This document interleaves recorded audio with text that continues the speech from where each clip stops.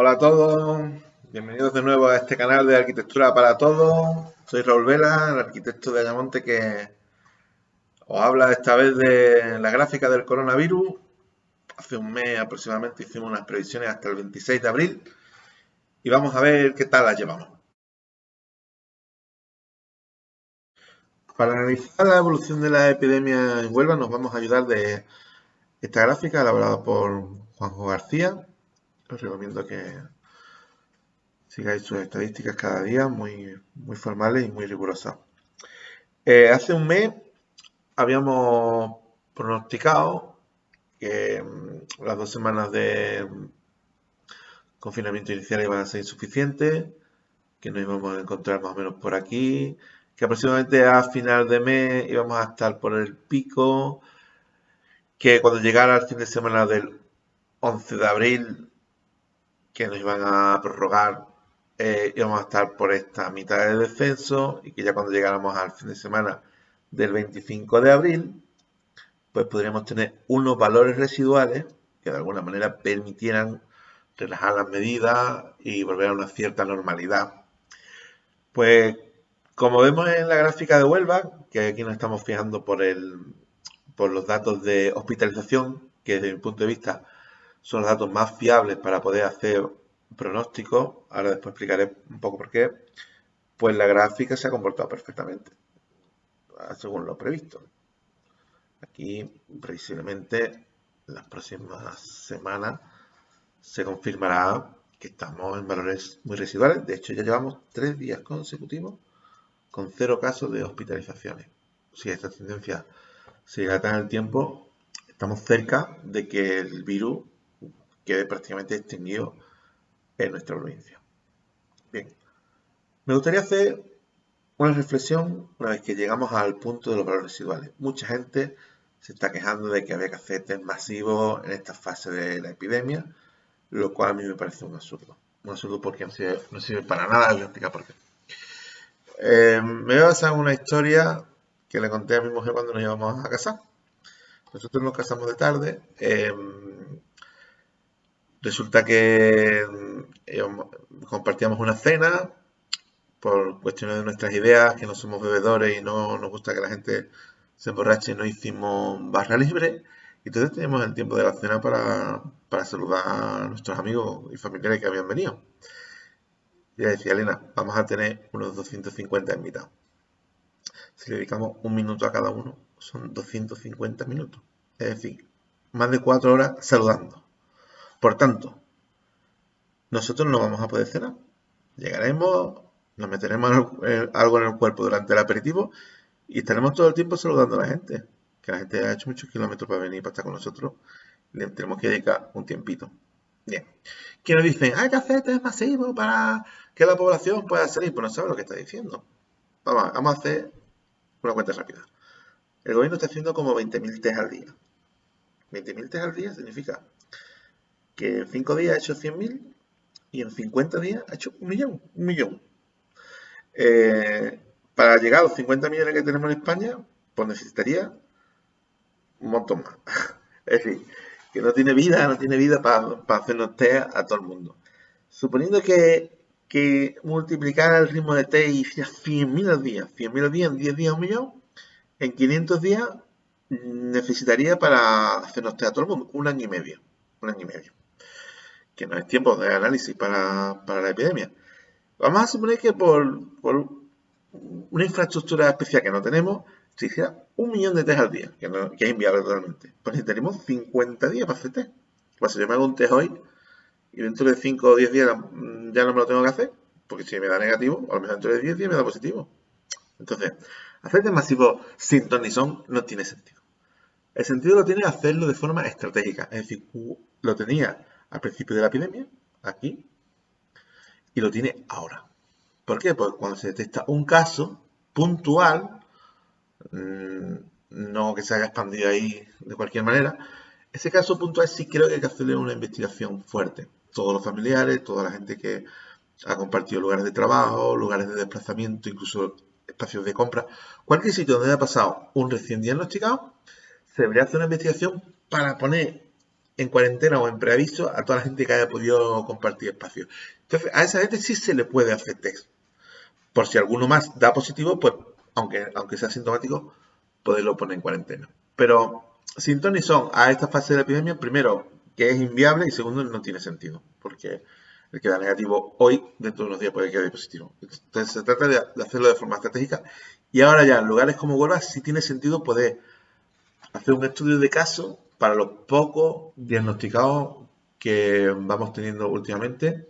Y ya comento que llevamos ya varios días sin ninguna nueva hospitalización. Por otra parte, ¿por qué analizamos la gráfica de hospitalizados? Pues mira, tenemos varios datos a poder analizar. Primero, la curva de contagiados reales. Segundo, las voy a poner todas con el mismo tope, suponiendo que manipulamos la escala de valores aquí, aunque cada una tiene su máximo correspondiente. Segundo, la curva de contagiados oficiales, que tiene un desplazamiento en el tiempo porque uno detecta los síntomas o se hace la prueba un poco después. Tercero, la curva de hospitalizados. No se pone más enfermo, más malito y unos síntomas peores.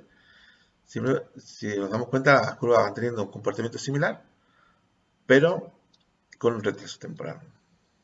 Después, podríamos analizar de forma más específica, lo hemos hecho también, la curva de gente que está en la UCI, que también va por estar en el tiempo. Y por último, la curva de fallecidos. Todas van teniendo un comportamiento similar, pero con un retraso temporal. Ahora bien, la curva de contagios reales nunca la vamos a conocer realmente. La curva verde, la de contagiados oficiales, depende de muchos factores, de los test que se haga, de cuánta gente asintomática haya, y tampoco nos da unos datos muy fiables. En cambio, la curva roja, que es la de hospitalizados, no depende de las acciones que se hayan tomado, no depende si se han tomado, hecho test o no. Hay una relación proporcional entre los contagiados y la gente que le afecta de forma más severa. Y, claro, la curva de UCI y la curva de fallecidos también tienen una incidencia muy directa, pero vienen después en el tiempo. Entonces, la curva roja es la que nos permite hacer un pronóstico, digamos, dar unos datos más fiables para poder hacer una previsión de lo que va a pasar después. Si analizamos todas las curvas juntas, manipulando la escala de tiempo para que coincidan temporalmente, temporalmente no, el pico de forma gráfica, ahí tendríamos la curva de contagios reales, aquí la curva de contagiados oficiales, aquí la curva de hospitalizaciones, que es la que primero nos aporta datos fiables, porque el azul no se sabe, la verde depende de los test, pero esta sí nos da unos datos muy ciertos.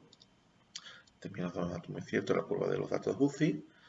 Y ahora resulta que la curva de fallecidos no tiene exactamente el mismo comportamiento, porque los fallecidos se está viendo que están, digamos, teniendo un retraso que no se puede calcular de forma lineal, casi expansiva, dilatándose en el tiempo que está haciendo también que la curva de fallecidos decaiga más lentamente. Nos vamos a la curva de casos diagnosticados de Andalucía.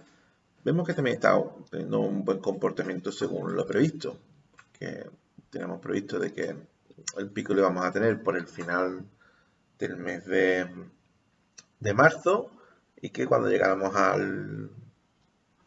a finales de abril, al 26, al fin de semana del 25-26 de abril, íbamos a tener unos valores ya residuales que nos permitirán relajar un poco las medidas, aún con las precauciones.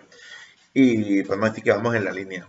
De todas maneras, hay que hacer un cierto análisis, me parece pertinente. Si dibujáramos aquí la curva de contagiados reales, que está por encima, bastante por encima en realidad,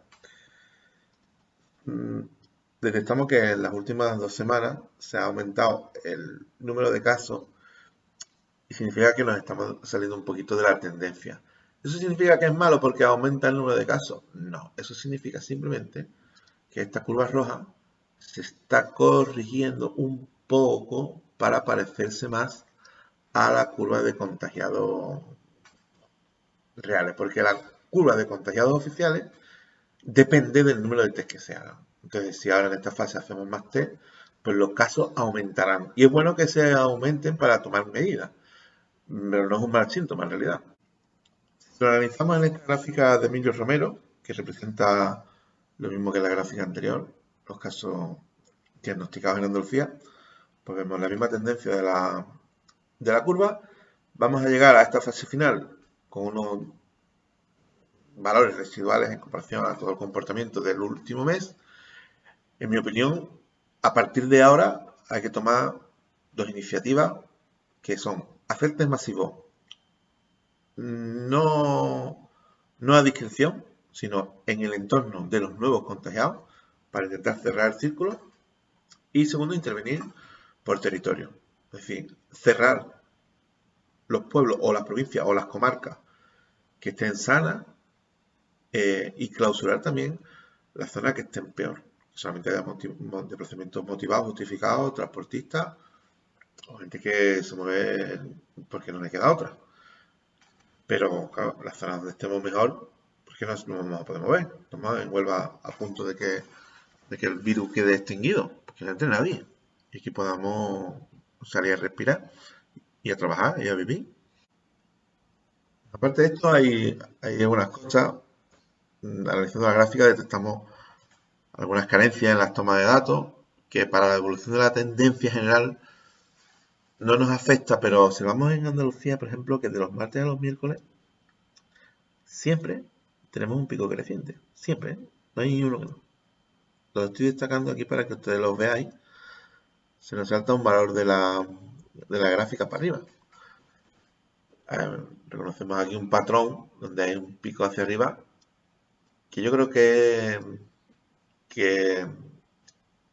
depende de que los lunes y los martes se acumulan menos datos y el miércoles, que nos dan los datos de los martes, se regulariza los que no se habían facilitado durante el fin de semana. En fin, esto para la tendencia general de la gráfica no afecta, pero ya vemos que la toma de datos no es instantánea. Esta es la curva de fallecidos diarios en Andalucía, que está teniendo un comportamiento según el esperado. Incluso se parece a la figura de la dunita que ya dimos alguna vez. Previsiblemente pronto vamos a entrar en una dinámica de fallecidos diarios por debajo de los 10, que ayer tuvimos un valor por debajo, pero yo creo que no es real. Si aquí aplicamos el método del baricentro, que ya he explicado en algún gráfico, si tomamos los tres últimos datos, hacemos un triangulito y le calculamos el baricentro a ese triangulito, se nota que ese punto sí está, digamos, dentro de la línea de tendencia de la gráfica. Es decir, aunque tuviéramos un dato por debajo de 10, yo creo que la tendencia todavía tenemos en torno a 20 fallecidos diarios, analizando desde el punto de vista geométrico, pero con una tendencia muy clara a seguir bajando. Y esta es la curva de fallecidos diarios en España, también de elaboración propia. Y aquí no voy a hacer muchos pronósticos, me voy a dedicar a hacer un análisis de cuál es la situación actual. Porque a mí me hubiera gustado que en España se hubiera seguido la tendencia que sí que vemos que se ha comportado bien en Huelva y en Andalucía, de que aquí, acercándonos a este próximo fin de semana, estuviéramos en valores residuales y observamos que aquí estamos claramente fuera. Entonces son cifras de fallecidos que nada tiene que ver con el número de test que se han hecho. Entonces, vemos que sí que tenemos una tendencia decreciente, pero con un ritmo de crecimiento más lento del deseado. Esto se puede ver a dos factores. Ya expliqué el otro día que el número de fallecidos no es lineal con respecto al ingreso de hospitalización. Es decir, hay alguna gente que fallece rápido al entrar en UCI, pero otra gente que fallece con mucho retraso y esto hace que la gráfica se desplace hacia la derecha. Y también, bueno, al tener en España la media de otras comunidades autónomas, pues hay comunidades que han hecho que este pico que teníamos aquí previsto para finales de marzo realmente vaya a tener el pico cuando esto se analice mejor un poquito después, ¿Por qué no se detectó esto antes? Porque las comunidades no estaban facilitando bien los datos, de hecho el Ministerio lo ha dejado de dar. Pero, claro, la conclusión mía es que la cifra del pico de contagiados oficiales, de la gente que entraba en el hospital, a nivel de España no fue a finales de marzo, sino más bien la primera semana de abril, y también está haciendo que todo esto, pues, el comportamiento creciente que vemos aquí vaya con un poquito de retraso. Me hubiera gustado que la cifra de fallecidos hubiera descendido cada día a una media de 50, 70, y está bajando a un ritmo de 30, 40, y ahora en vez de estar en valores en torno a 200, pues todavía estamos en valores en torno a 400, y sigue siendo dramático. Después de ver todo esto, podemos concluir que en Huelva y en Andalucía los datos se han comportado exactamente según lo previsto. En España, desgraciadamente no, porque ese retraso o ese error en las previsiones implica que van a morir varios miles de personas más, y nos gustaría que eso decayera lo antes posible. Yo espero que desde los gobernantes se tomen decisiones de ir abriendo las medidas de forma cautelosa, progresiva, y se intervenga sobre los territorios para que no vuelva a pasar lo que pasó en la primera semana de que empezó la pandemia y se desperdigó todo por ahí. En fin, a ver si ahora lo hacemos un poquito mejor, que ya hemos hecho mucho esfuerzo y conseguimos que esto se reduzca hasta niveles ínfimos y esté todo bien controlado. Cuidadito con las personas mayores y a cuidarse, gente. Un saludo.